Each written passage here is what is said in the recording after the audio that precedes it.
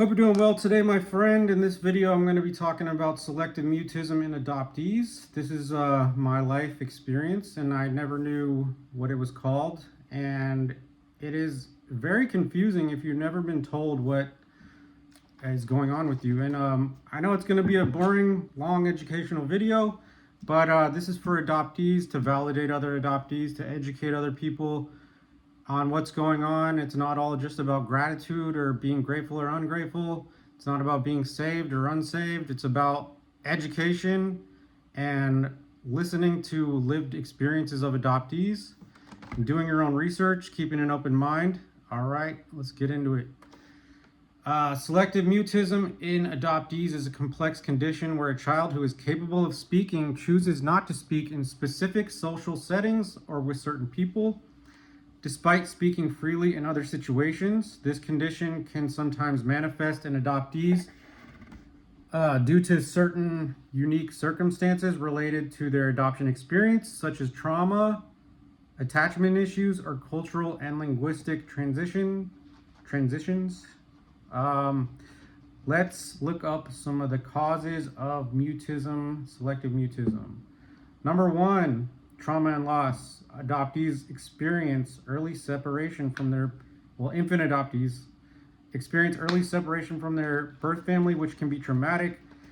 This trauma may manifest as selective mutism in response to fear, anxiety, or difficulty trusting others. My dad, my adoptive father, was a pathological liar, and he lied to me about my birth certificate, my identity, my culture, my race. They were white, so they lied to me about a lot of stuff, and I don't even think half of it was due to being malicious. It was just ignorance surrounding adoption and what the adoptee's needs are, and it fucked me up bad. I mean, I tried to kill myself. So these things are not to be taken lightly. I mean, these are boring educational videos, but knowing this stuff is vital to having a healthy, healing, and growing adopted child.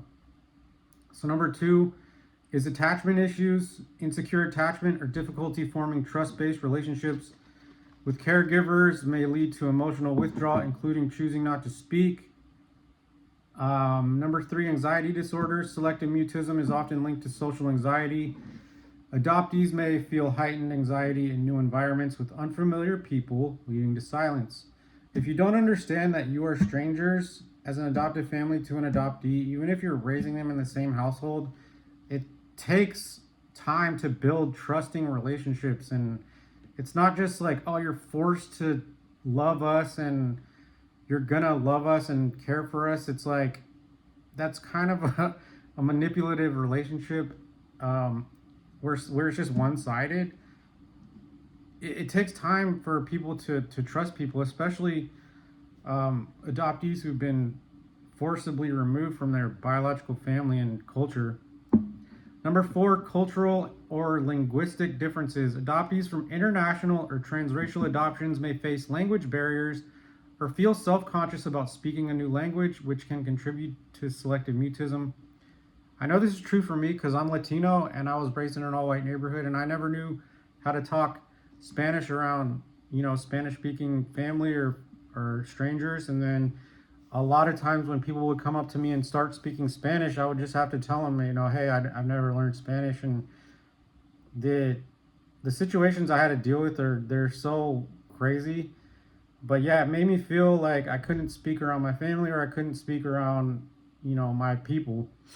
Number five, overwhelming emotional states. Processing grief, loss, or confusion about their adoption story may make adoptees feel emotionally overwhelmed, resulting in silence as a coping mechanism. Environmental triggers. Number six, adopted children may associate certain environments or people with past negative experiences, triggering selective mutism as a way to regain a sense of control. Signs of selective mutism in adoptees: speaking freely at home, but being silent at school or in social settings. Now, I didn't speak at home or in social settings or at work settings. I was called stupid.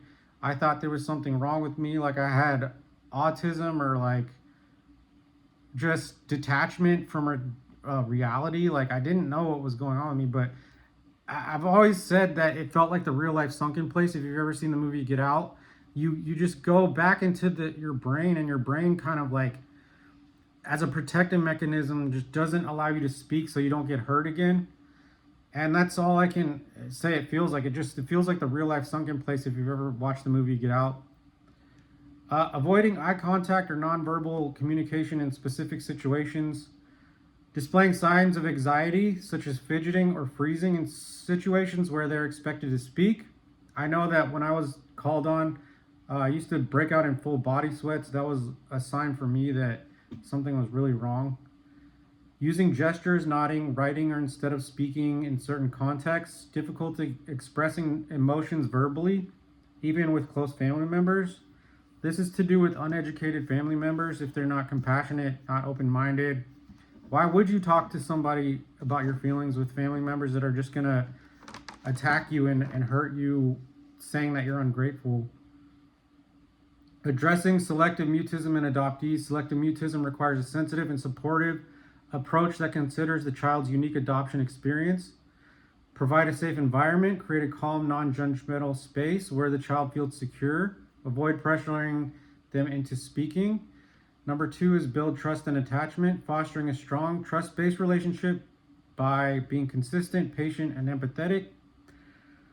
Number 3, seek professional help from a competent therapist. Work with a therapist who specializes in selective mutism, adoption trauma, or both. Adoption competent therapists can provide tailored interventions. Just because a therapist has been working for 20 years does not mean they're good at adoption or competent in adoption. They actually can do way more damage and dismiss you, and they can actually ask you to teach them about adoption, this is coming from my experience.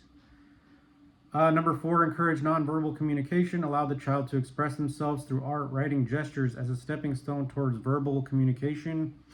Number 5, support emotional processing. Help the child process their feelings of grief, loss, or confusion. Age-appropriate conversations or therapeutic play.